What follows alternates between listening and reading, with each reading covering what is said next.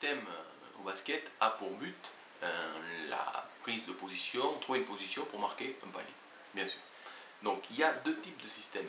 Les systèmes qui en fait sont un enchaînement de mouvements pour aboutir à une position déterminée comme préférentielle. Et un autre type de système qui fait que c'est une suite de mouvements qui apporte une suite de positions. Donc il y aura l'option 1, l'option 2, l'option 3 qui offriront des possibilités de tir.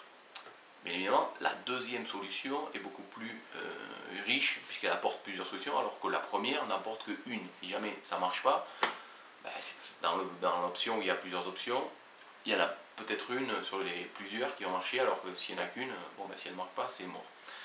Il est aussi prouvé, de par mon expérience, que les systèmes en général, 6 fois sur 10, ça n'aboutit pas sur ce que ça devrait aboutir.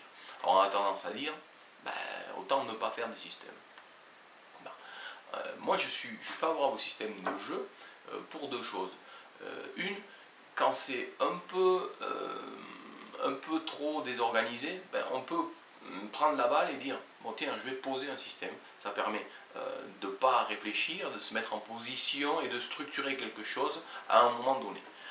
Et ça permet aussi, même si le système n'aboutit pas sur ce qui était prévu, il est de constater aussi que si le système est bon, il aboutit sur quelque chose. Voilà. Pour moi, la base de ça, c'est qu'un système est annoncé, on sait exactement où se trouvent ses coéquipiers au départ, et on sait aussi à peu près les mouvements qui vont être effectués. Donc ça permet d'avoir une connaissance préalable à l'action de ce qui va se passer. Voilà.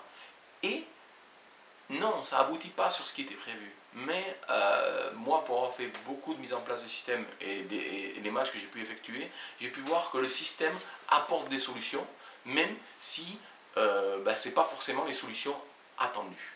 Voilà. Donc c'est intéressant. Par contre, il y a des bons systèmes et des mauvais systèmes. Le mauvais système, c'est un peu comme la chasse des inconnus si vous voulez. Il y a le bon chasseur et le mauvais chasseur. Bon, eh bien, les systèmes, il y a les bons systèmes et les mauvais systèmes. Il ne faut pas, à mon avis, trop insister sur le système, sur un système qui n'apporte pas des solutions, même inattendues en fait. Voilà. Donc il faut le tester, il faut fonctionner, il faut chercher les options possibles. Et puis si on voit que le système il n'aboutit à rien, mais jamais à rien, il faut peut-être changer de système. S'il aboutit à des trucs, même si ce n'est pas des trucs attendus, mais que ça marche, eh ben, faut garder le système, parce que ben, le but du jeu c'est quand même de marquer le panier, quoi. Donc si ça marche, même si c'est pas complètement comme prévu, de toute façon ça marche jamais comme prévu.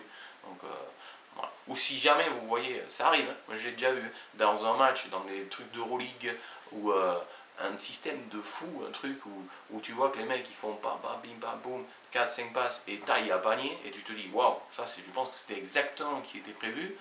Ben, faites-vous une vidéo, regardez-le 4 fois et essayez de le refaire à la maison. Mais à mon avis, c'est pas gagné, parce que bon, ça s'appelle des professionnels et c'est comme ça, on n'est pas des machines, quoi.